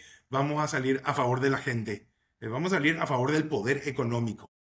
Y a eso le llamamos el tercero de confianza. Y Bitcoin, y es más, y es difícil comprender el white paper la primera vez que uno se cruza con eso y uno tiene, así como podemos tener cera en los oídos y escuchar mal, podemos tener cera en los ojos y ver un poco blurreado, como se dice, cuando uno dice un tercero de confianza y tarda uno en masticar de decir, pero ¿por qué está hablando mal de la confianza? Pero cuando entendemos eso, realmente decimos, hija, seguimos presos en un sistema donde lo único que nos están enseñando como escuela económica es a ser obedientes, a nada más, ni a cómo hacer trabajar el dinero, ni cómo poder rebelarnos contra un sistema que ha sido y sigue siendo opresivo contra el que genera realmente, porque finalmente, ¿cuál es el único chiste para la política? Es pescar en un barril. O sea, cada vez es sacarle más pececito al que está ahí criando su acuicultura, digamos, y eso somos nosotros. Y cómo preservamos el valor del fruto de nuestro esfuerzo cuando nuestros abuelos trabajaban 4 horas por día y podían comprarse una casa, una finca, y nosotros estamos trabajando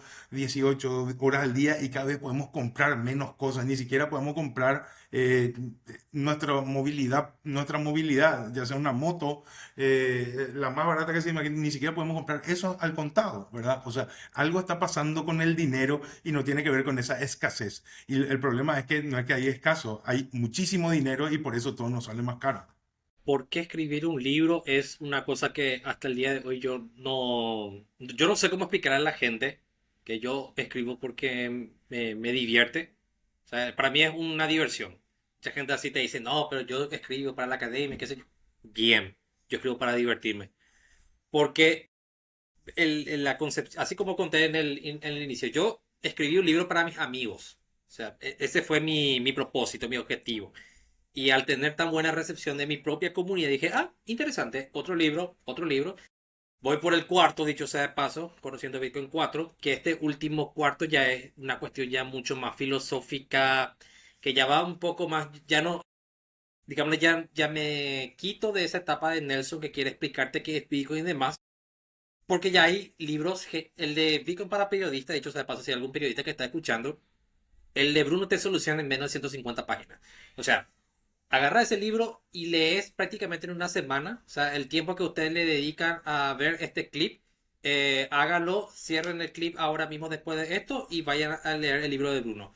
Tiene el mismo valor. O sea, la gente se va al baño y ve TikTok. En vez de irte al baño y ver TikTok, agarra el libro de Bruno. Si sos periodista. Si no sos periodista, conociendo Bitcoin para mí en cualquiera de sus, de cualquiera de la trilogía, ahora la cuarta que saqué, te va a servir. En la cuarta, dicho sea de paso, ya hablo de cosas para mí que ya trasciende no solamente Bitcoin, sino ya el tema de comunidad en sí. Porque para mí, lo que me enseña siempre Bitcoin es que te hace ver las cosas, así como creo que el ejemplo del barro en el ojo es preciso. Una de las cosas que no está en el libro, pero una de las cosas que fui aprendiendo es, y me duele mucho decirlo porque me dolió mucho el aprenderlo, es que siempre te dicen, por ejemplo, el discurso, por lo menos dentro del sistema, te dicen, las micro y pequeñas empresas son el futuro del país y de ello depende, y los números y los datos te dicen que no es así. Te dice los números y los datos que lamentablemente las MIPYMES pasaron a ser un discurso político barato en la cual se consume la mayoría de las cosas en planes e incentivos que honestamente no fomentan realmente la inclusión financiera. La razón por la cual las pymes hoy tienen el estado que tiene Paraguay es simplemente la falta de acceso a instrumentos financieros. Eso siempre fue la falta que tuvo Paraguay. Razón por la cual las cooperativas en algún momento fueron digámosle, el bastión del precapitalismo que teníamos en Paraguay, que después los bancos tardíamente con la pandemia se empezaron a digitalizar. Y hoy Bitcoin te dice, espera, tenemos todo. Hay un experimento muy genial que estoy viendo que la comunidad de Cuba está haciendo, se llama Banco Soberano. Que ellos, justamente por las restricciones económicas que están pasando, ellos están armando su propio nodo de Bitcoin con sus propios solo mining, con sus propios nodos de Lightning Network. O sea, es un propio banco entre ellos y entre esa comunidad que empezó literalmente porque estuve en el grupo, eran 10 15 personas, hoy son más de 300 y tienen el mismo resultado o incluso mejor que aquellas personas que están hoy día participando en Paraguay con el sistema financiero actual. Y no es porque yo le desee el mal a los bancos ni nada por el estilo, es que los bancos mismos se la buscaron. O sea, no estamos hablando acá de que ninguno de los tres, creo, dicho sea de paso acá, está en contra de los bancos. Es que simplemente los bancos no están jugando con las reglas del siglo XXI. Quieren usar un playbook antiguo que ya no responde a la realidad digital. Por eso nosotros siempre decimos que Bitcoin es el Internet del dinero, no el dinero en Internet. El Internet del dinero, que se entienda bien. Porque esa es la verdadera revolución. Y yo soy un poco más, digámosle, ingenuo que Bruno en este sentido, porque yo creo que los bancos todavía tienen la oportunidad de abrazar por lo menos lo que es la revolución con Bitcoin. Y digo creo porque en ningún momento de la historia, y esto lo hablo así en un sentido general, siempre hay una institución que sube y una institución que decae. Estados Unidos con la Reserva Federal, España con la Tesorería, la Bolsa de Valores de Amsterdam, todo hicieron parte de la historia. Yo tengo una ingenuidad absolutamente muy grande en la cual yo creo, y esto lo cuento en el libro 4, digo que para mí el Estado no va a desaparecer por lo menos en el corto y mediano y largo plazo porque el Estado va a jugar las reglas de Bitcoin. Va a aprender por las malas, pero muy por las malas, y va a sintonizar. Los bancos van a ser los primeros que van a sintonizar esto. Este es un criterio mío. Los bancos sintonizan primero con Bitcoin y ellos lo trasladan al último poder ejercido. Para cuando eso pase, y acá viene la parte divertida, para cuando eso pase, nosotros ya habremos ganado. ¿Por qué? Porque de eso se trata la hiperbitcoinización. No es que Bitcoin le desee el mal a otro, es que simplemente que Bitcoin, y así siempre lo decimos, Bitcoin es para mis amigos, Bitcoin es para mis enemigos. Si a vos no te gusta que Kim Jong-un esté usando Bitcoin, qué pena. Si vos no te gusta que Bután esté haciendo lo que está haciendo con la minería Bitcoin, qué pena. Pero Bitcoin es para todos. Bitcoin es para todos, pero no todos usan Bitcoin. Entonces, el libro 4 justamente reflexiona eso y muchos temas que para mí no están en el tintero, pero así como las pequeñas y medianas empresas son el futuro del país, que para mí es una falacia gigante, porque los datos sí lo dicen. Hay otros temas también que yo los toco de una manera, digámosle, más de quiero abrir el espacio a preguntas y mientras más en desacuerdo estemos, para mí eso es lo satisfactorio. Porque en el desacuerdo encontramos nosotros nuestros acuerdos. Ya teniendo correlación con lo que estábamos mencionando, el tema de la educación, de que en Paraguay se tiene una falta de educación en torno a, ya de por sí el sistema financiero tradicional, ni qué decir el sistema cripto, y ahora con que es obvio, de acá a, ya sea meses o en menos de un año, ya habrán bancos en Paraguay que tranquilamente te permitan comprar criptomonedas, ya sea Bitcoin o acceder a dólares digitales como lo son las monedas estables, ya sean USDT, USDC. Hay un tema importante que muchos no comprenden tanto, que es el tema de la seguridad en el entorno cripto, porque mucha gente dice, ¿cómo yo voy a meter mucho dinero en monedas digitales? Que lo más probable es que me hackeen, que tranquilamente lo mismo le puede pasar a la gente, ya sea con sus claves bancarias en general. Se le pueden hacer phishing, hackear y acceder a sus datos bancarios y robarle todo el dinero. En cuando, al menos en el sector cripto, se tienen ciertas reglas o mejor dicho, ciertos sistemas de seguridad que pueden ser hasta mucho mejores o hasta en corto o mediano plazo los bancos tranquilamente también pueden implementar tecnologías que se están utilizando actualmente en el sistema cripto. ¿Cómo le podemos hacer llegar? Porque justamente esto me pasó hace muy poco. Mi cuñado me preguntó de dónde está Bitcoin, de dónde se encontraba Bitcoin al hacer las transacciones, ya sea en la billetera, que cómo él sabía que la billetera tenía sus Bitcoin y yo estuve casi una hora explicándole que literalmente todo el Bitcoin se encuentra en la nube en general, le expliqué cómo funcionaban las billeteras, el sistema de la seguridad que tienen, ya sea por su mecanismo, por su programación en general. Y fue súper interesante y me hizo pensar en ¿cómo le...? Porque mi cuñado es un poco sabido ya, lleva ya un rato ya que le rompo las bolas con el tema de las cripto y entiende más o menos en cómo una persona de a pie podría entender más o menos todo esto. Una persona de a pie puede entender el siguiente concepto, que no solamente se trata de seguridad, sino que se trata también de la responsabilidad. Me explico esto de por menor. Hay un concepto que en castellano no sé cómo, pero son sinónimos, digámosle. En inglés existe dos términos para la palabra responsabilidad. Está responsibility, que es la responsabilidad que yo cargo, digámosle, de las cosas que hago. Y después está el accountability. Accountability que viene de la palabra inglesa account, que es cuenta. O sea, yo rindo cuentas de algo. En el sistema fiduciario, vos tenés una responsabilidad como usuario, pero la accountability la lleva el banco. Entonces, el problema hoy con el sistema fiduciario, esa responsabilidad financiera, En realidad no existe. Y explico por qué. O sea, vos hoy preguntás, che, ¿y por qué hay inflación en Paraguay? De cada 5 economistas te van a dar 10 teorías distintas. Porque ninguno sabe. O sea, no hay una accountabilidad, o sea, no hay una responsabilidad en el manejo de la política monetaria. Parte de ahí el tema de seguridad. No solamente, la gente te dice solamente el tema de seguridad que, ay, no me pueden hackear y demás cosas. Lo cual es cierto. Ese es paso uno. Paso dos, entender la accountability, o sea, entender la responsabilidad que vos tenés como usuario es lo que en realidad te hace libre y lo que en realidad te permite usar productos cualquiera relacionado a Bitcoin.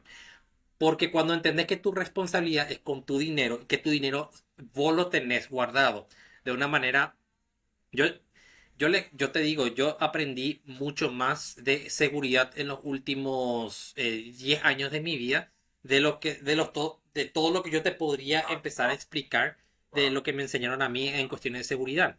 ¿Por qué? Porque cada día tengo responsabilidad más grande porque voy acumulando Bitcoin, uno, voy usando cada vez más Bitcoin, otra cosa. Siempre el hecho de usar Bitcoin, especialmente de manera autocustodiada, que siempre es mi consejo no financiero para todos, autocustodian sus propios Bitcoin, tiene esa responsabilidad. Si perdés, obviamente, tus claves privadas, obviamente caes en el olvido. El problema acá viene a ser, no es si vos utilizas correctamente o no el tema de seguridad. El tema es que ¿por qué Bitcoin me ofrece esa seguridad? Esa debería ser la pregunta uno. Si Bitcoin te ofrece esa responsabilidad para que vos seas responsable de tu propio dinero, esa es una libertad. Y la gente te dice, no, pero yo no. Y está bien, si no estás dispuesto a pagar con eso, para eso está el sistema bancario que hoy te está decepcionando. Entonces, tenés dos opciones: seguir decepcionándote y seguir tomando el mismo trago de amargo todos los días, o ser responsable y como dice Bruno, pagar por la responsabilidad. La libertad no es gratis. La libertad no es gratis, bajo ninguna circunstancia. En ningún lado de la historia van a ver ustedes que la libertad les salió gratis. Por un lado puede salir sangre, fue la Revolución Francesa. Por otro lado puede causar suicidios y pánico, lo fue en la crisis del 29. La libertad nunca viene gratis. O sea, eso hay que entender precisamente. A tu cuñado lo único que le puedo decir es la seguridad que te ofrece Bitcoin hoy no es solamente de que tu dinero esté a salvo, es mucho más profundo que eso. Por eso, para cuando venga otra persona, para cuando viene una persona conmigo a relatarme, me digo, mira, tenés dos opciones. La opción fácil es te voy a dar esta billetera custodiada, que es una billetera custodiada que puede ser, por ejemplo, Blink, que puede ser Binance, que puede ser cualquiera de las que la gente suele utilizar. Yo no tengo nada en contra de estas billeteras, solamente que lo único que hacen es copy-paste del sistema financiero. Es literalmente el sistema financiero, pero en versión cripto, así como te gusta decir, Mati. Es todo. Si vos querés realmente salir, si vos querés realmente la libertad absoluta que te ofrecen Bitcoin y otras criptomonedas, pero más Bitcoin que otras criptomonedas, es siendo vos dueño de tu propia seguridad, siendo dueño de tus propias llaves privadas y aprendiendo a custodiarla de manera que cuando vos te vayas a dormir, vos puedas dormir tranquilamente, puedas cerrar los ojos. Si vos decís y sos del equipo de Joaquín que le gusta ir a pescar en el río Upané sus bogas con sus claves privadas porque él perdió todos sus bitcoins en una pesca en ese río, ese es el nivel de riesgo que Joaquín me dijo alguna vez que tuvo. Si sos como No, yo no, que le no, no, gusta no, jugar espera, fútbol espera. con su... Sí, eso fue cuando perdiste toda tu clave de Trezor, lo recuerdo muy bien. Y yo también de ese paso salió ese pequeño. Pero a lo que voy nomás es que la responsabilidad de Joaquín que tomó en ese momento al hacer una pesca así, esa es su responsabilidad. Y está súper bien, porque Joaquín toma esa responsabilidad de manera voluntaria. Entonces, seguridad es igual a libertad. La libertad es seguridad. No se puede vender un paquete por separado. No sé si Bruno tiene una visión mucho más pragmática, empírica o un poco más idealista. Eso yo lo dejo para él. No, la verdad, y es simpático lo que me estaba riendo también, es de que para algunas cosas el inglés usan una misma palabra para mil cosas y justo lo que vos hablabas, hay una tercera palabra que habla de lo mismo que es liability, ¿verdad? Que lo usan en distintos conceptos, ¿verdad? Que lo es más usado en contabilidad y en finanzas, pero en el lenguaje legal es tengo una responsabilidad por los daños, incumplimiento o consecuencias, ¿verdad? Esa es la Sí, liability, pero otra vez, tres palabras para decir una sola cosa, ¿verdad? Que es la responsabilidad u obligación que tenemos. Y como bien dijiste, el precio que tiene todo esto es la libertad, ¿verdad? Y además Bitcoin va evolucionando. Hace poco hablaba, yo no estoy de acuerdo, pero voy a decir lo que decía un Bitcoiner al cual le respeto mucho y es gran amigo, decía, en algún momento va a tener que haber un fork, ¿verdad? Que son estos cambios en el mecanismo de consenso, esta adaptación en el mecanismo de consenso que diga, quizá con el mail puedo recuperar mis claves, ¿verdad? Porque finalmente el terror que tiene la gente y errores que han costado millones de bitcoins, por decir algo, tienen que ver con eso, ¿verdad? Que la gente, uno mismo, antes de entrar en Bitcoin, o como bien decía Nelson, de la forma más dolorosa se aprende. Yo también perdí todos mis Bitcoin en una carrera de enduro, ¿verdad? Se me cayó mi billetera. Pero bueno, son errores dolorosos que uno tiene que aprender, ¿verdad? Y esa libertad de decir, yo soy el soberano de esto, ¿verdad? Como en algún momento el soberano era el que elegía cuándo se abría el castillo o cómo se flanqueaba el castillo en el caso de un ataque, ¿verdad? Y ahora entendemos que cedemos no solamente la seguridad a un tercero, sino un montón de información que un debate, Joaquín y Matías, para hablar horas y horas de la privacidad, ¿verdad? Que es algo que hemos perdido, ¿verdad? Hoy la privacidad no es un valor y cuando uno dice, no, esa es mi información privada, ya es otra vez se va a lo mismo de lo criminal. Ah, vos no querés que se sepa cuánta plata tenés en el banco porque sos un criminal, ¿verdad? O sea, y la privacidad es un valor de la humanidad, un valor de no esconder información, sino revelar la información que es útil a otro de una manera que realmente construye algo, porque si no, que todos tuiteen nomás o pongan en Facebook, ay, bueno, hoy amaneció así mis cuentas bancarias, esta es la dirección de mi casa, esta es la escuela de mis hijos, estos son los seguros de mi auto, o sea, y si no somos criminales, ¿por qué no podemos poner eso todos los días actualizado en un chart en nuestras redes? ¿Verdad? O sea, suena tonto solamente proponerlo, pero finalmente eso es lo que nos están pidiendo los bancos, eso es lo que nos están pidiendo muchas veces el gobierno, y eso es lo que muchas veces nos están pidiendo terceros obligatoriamente, ¿verdad? Que cuando uno no es una persona políticamente expuesta, ya sea un político, por ejemplo, si yo, o sea, al banco, ¿qué le importa si yo quiero comprar hoy un terreno en la esquina de mi casa? ¿Y cuál es la verdad que probablemente sí, van a conocer el sistema? Si uno quiere hacer un préstamo, me parece bien que uno tenga que entregar todo, que se ponga luego su ropa más fea posible y vaya harapiento al banco si va a pedir plata. Pero hay veces que vos vas a pedir para usar tu dinero. O sea, yo quiero comprar el terreno en la esquina de mi casa, ahorré 20 años y puedo comprar ese terreno o al menos pagar la mitad del contado. ¿Qué te va a pedir el banco? Te va a decir una carta de intención, tiene otro nombre, perdón, una nota de intención de venta, intención de compra, para que el dueño de ese terreno tiene que decir, sí, yo le quiero vender a Bruno este terreno a tanto y ahí el banco me autoriza a usar mi dinero. Eso no tiene ni pies ni cabeza, ese es el sistema hoy. El sistema hoy no permite que vos con tu cédula, vos, Bruno, te vayas al banco y digas, quiero retirar $200 de mi cuenta en dólares que tengo en este banco. Y te van a decir, señor, pero ¿y su chequera? Pero espera, es mi documento, este soy yo, la cuenta es mía, los $200 que quiero de mi cuenta en dólares son míos, porque yo tengo que pagar otro servicio que es el cheque para retirar esos $200, que encima el cheque tiene un sobrecargo, que bueno, no hablemos de que también tiene un sobrecargo sacar el dinero en ventanilla, ¿verdad? Pero así de ridículo está hoy el sistema al cual todos cedemos o sea, cedemos en privacidad por un supuesto orden de cuidado, ¿verdad? Una custodia, que fue otro tema interesante para hablar 5 horas, la crisis de los bancos en el 90 en Paraguay, ¿verdad? ¿Por qué? Porque uno confía en el banco, pero pasó que el único momento en los últimos 60 años de Paraguay donde la clase media estaba logrando movilidad social en Paraguay, porque lo que se ve acá atrás, estos edificios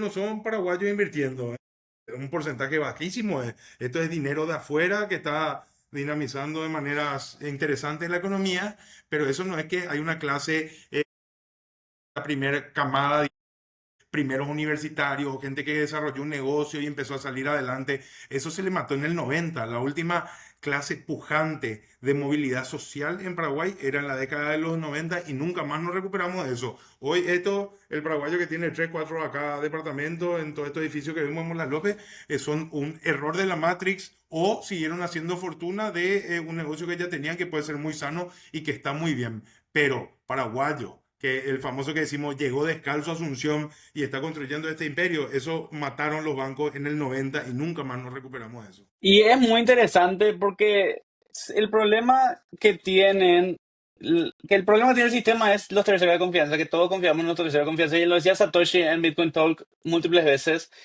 Eh, Uno de los conceptos más famosos de Satoshi es la moneda tradicional funciona solo porque confiamos en bancos centrales, bancos comerciales y gobiernos. También Satoshi critica a los usuarios que ceden privacidad y control y aún así están expuestos a errores, fraudes o mala gestión de los intermediarios.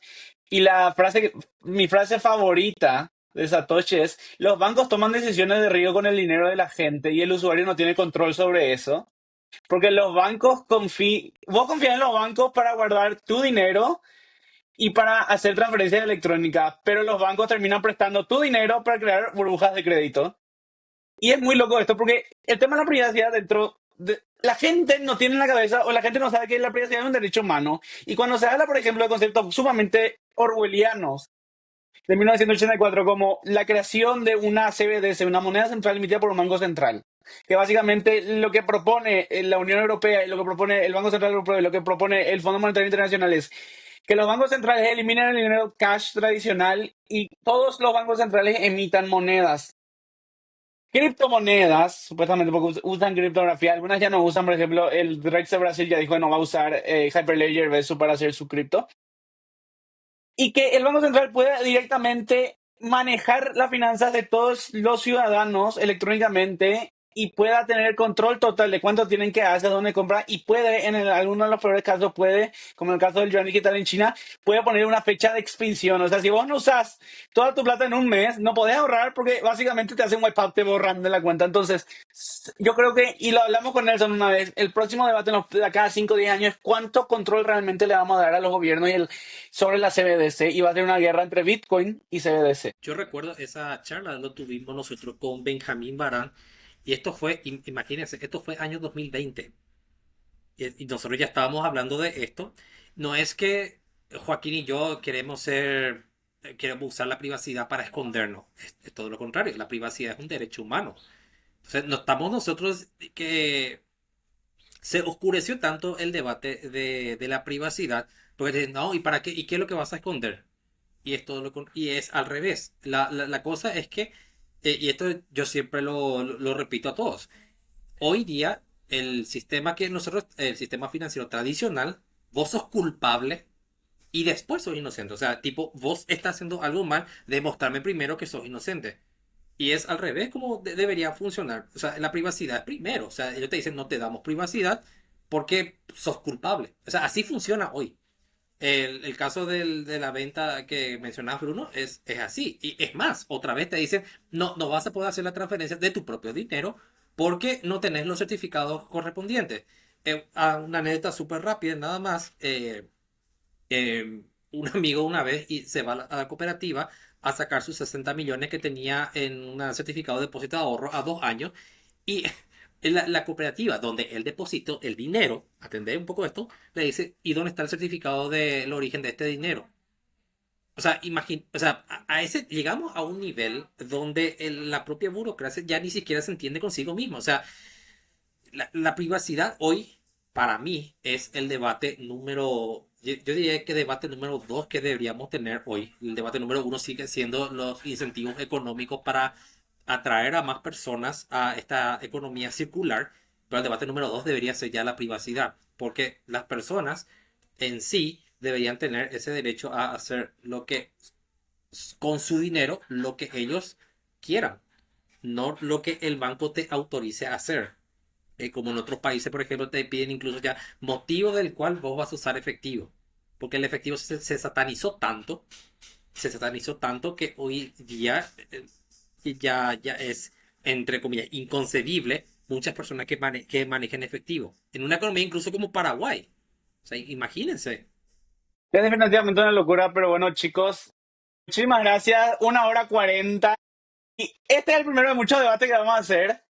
Vamos a sacar muchos clips en social media, seguro tenemos clips como para 3 semanas, 4 semanas, y Mati con su IA va a hacer todo esto. Así que muchísimas gracias, Bruno y Nelson, por su tiempo, que es sumamente valioso, sobre todo porque están entre escribiendo el libro de Educar y su día a día. No es fácil juntarse un lunes desde las 5 de la tarde hasta ahora, 5:30, perdón. Así que muchísimas gracias por su tiempo, Mati.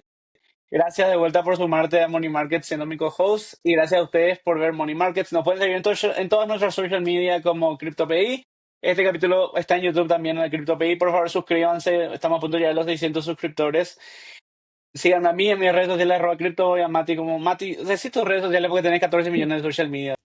No, no, no. Antes de decir mis redes sociales, quiero que Nelson y Bruno, no sé si pueden hacer invitaciones, ya sea a Bitcoin Paraguay o si habrán algunos talleres para que cualquiera se pueda acercar. Empezamos, Bruno.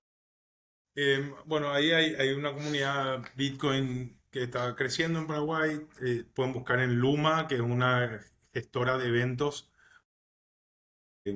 Bitcoin Paraguay, pueden buscar eventos Bitcoin Asunción y Bitcoin para todos. Creo que son los tres que hay eventos, al menos hay 6 eventos gratuitos por mes.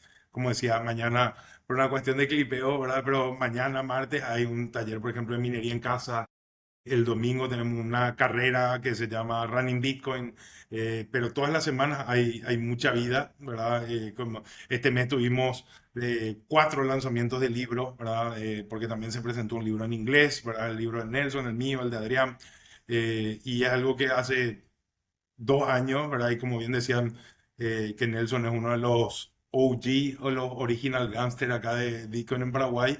Yo creo que ni él ni Joaquín, que está hace mucho tiempo también en el ecosistema, se hubieran imaginado que íbamos a tener 8 eventos sobre Bitcoin en un mes en Paraguay y con más de, creo que la última vez que vi, 2.200 personas que pasaron por estos eventos solamente este año. Bitcoin Paraguay ofrece también, dicho sea paso, también como Bitcoin para Todos, ofrece sus workshops. Yo sé que Bitcoin para Todos hace una extensión de 7 días, si mal no recuerdo, en los cuales hacen una introducción exhausta a Bitcoin. O sea, si en 7 días no aprendes de Bitcoin es porque tenés que hacerlo otra vez en los 7 días, porque a veces a algunos les lleva más tiempo aprender que otras personas. Es normal.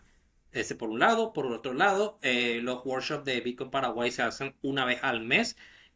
Usualmente la primera semana de cada mes. Lo hacemos mensualmente y consecutivamente hace más de 12 meetups. Entonces están todos invitados. Repito otra vez lo que dijo Bruno a modo. Bitcoin Paraguay simplemente nos buscan. Estamos en Luma. Hay un sitio web, hay Instagram. Y para aquellos Bitcoiners que ya están escuchando esto, tenemos también Nostr. Bitcoin Paraguay también está disponible ahí. Y los libros de Bruno y mío, simplemente pongan nuestro nombre y descárguense. Mi libro, así como el de Bruno, es gratis, así que piratéennos, por favor. O sea, nosotros somos pro piratería. Y eso. Genial, vamos a estar dejando en la descripción de este video los links ya sea a la página de Bitcoin Paraguay, a las redes sociales ya sea de Bruno, Nelson, Joaquín y el mío. Y le agradecemos nuevamente a que las personas que se queden a escucharnos 2 horas, de que no se van a arrepentir. Esta charla, como ya lo dijo Joaquín, probablemente de acá a no sé, 1 o 2 meses volvamos a repetir, ya que es súper interesante y le estamos agregando muchísimo valor a las personas para que tranquilamente puedan aprender y conocer más sobre todo este ecosistema. Gracias a ustedes por la invitación y nos vemos pronto. Nos vemos. Muchas gracias por Chao, muchachos. prenderse otra semana más a Money Markets. Bruno, Nelson, Mati, nos vemos. Chao, chao.